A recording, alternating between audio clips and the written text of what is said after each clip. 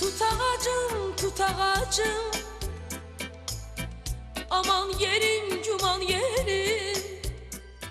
Bağlarda, yol kənarlarında, məhəllələrdə qərar tutub. Bir çoxumuzun həyətində də var. Qoynu xatirələrlə dolu olan tut ağacı. Uzun illərdə azman bir heykəl kimi dayanan o ağacların kölgəsində nənələrimiz xalça palas sərər, süfrə açar, atalarımız mütəkkəyə dirsəklənərdilər. Tut ağacı Naxçıvanda bütün ağaçlardan boldur. İnanmıram ki, başqa bir diyarda bu qədər tut ağacı var. Çünki xeyirlidir. Bundan məsələn, barama, sənaye xeyri var, ipək əldə edilmişlər. Ona görə hələ atalar sözü də var. Deyir ki, bəstəsən atlas olar tut yarpağına. Qədimdə kasıbçılıq olub 100 il bundan qabaq. İnsanlar onun tut qurusu ilə çay içirmişlər. Mən bu məhəllədə doğulub, bu məhəllədə böyümüşəm.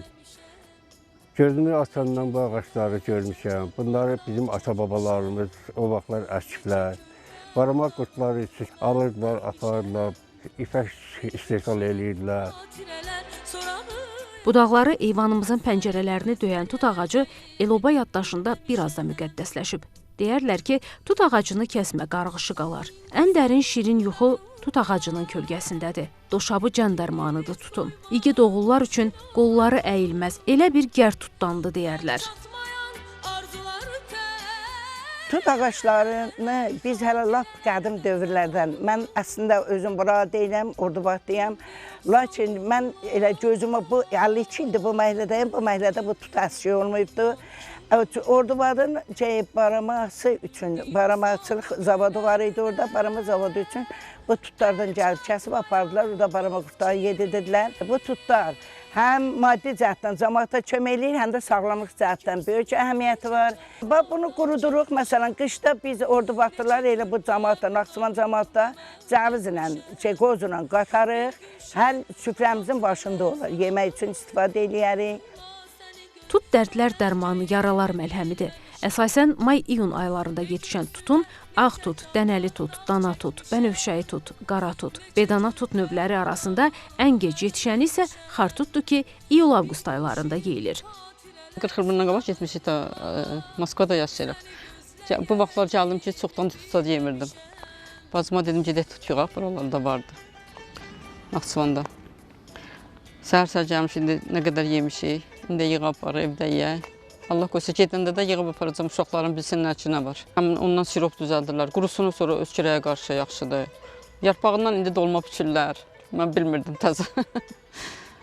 Bir sözlə yaxşı meyvədir. Mövsümündə uşaqlı böyüklü hər kəs bu dadlı, min bir dərdin dərmanı olan meyvəni dərib iştahla yeyir. Meyvəsi qədər yarpağı, budağı, oduncağı da çox qiymətlidir. Tut ağacından mebellərin, məişət və bəzək əşyalarının, saz və tar kimi musiqi alətlərinin hazırlanmasında geniş istifadə olunur. Tutu meyvəli budaqlarını silkələmək və ya ağacla çırpmaqla yığırlar. İlin, günün bu çağında tut çırpmaq da bir ayrı mərasimdir. Az qala evdəki bütün ailə üzvləri, qohum-qonşular tut çırpımında iştirak edər. Qollu biləkli bir oğlan uşağı tutun budaqlarını silkələdikcə yetişən tutlar dörd bir tərəfindən tutulan süfrənin üzərinə düşər. Bu mənzərə elə bil tut yağışını xatırladar.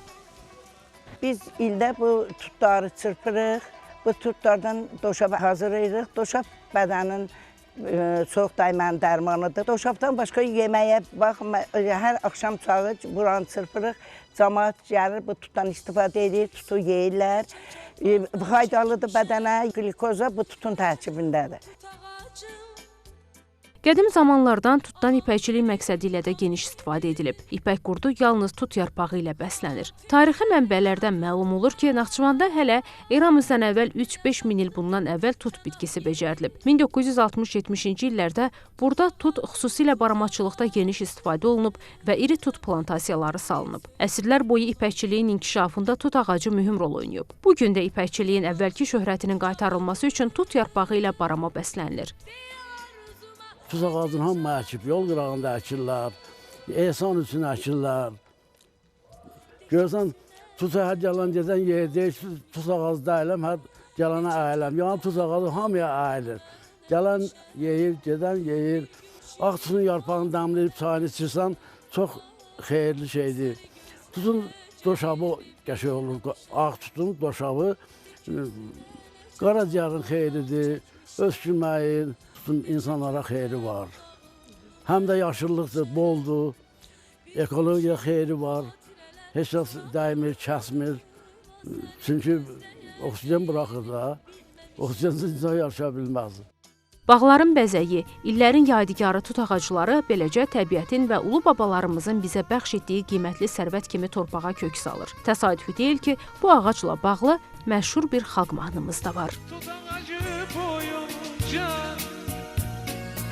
tut yemədən doyunca.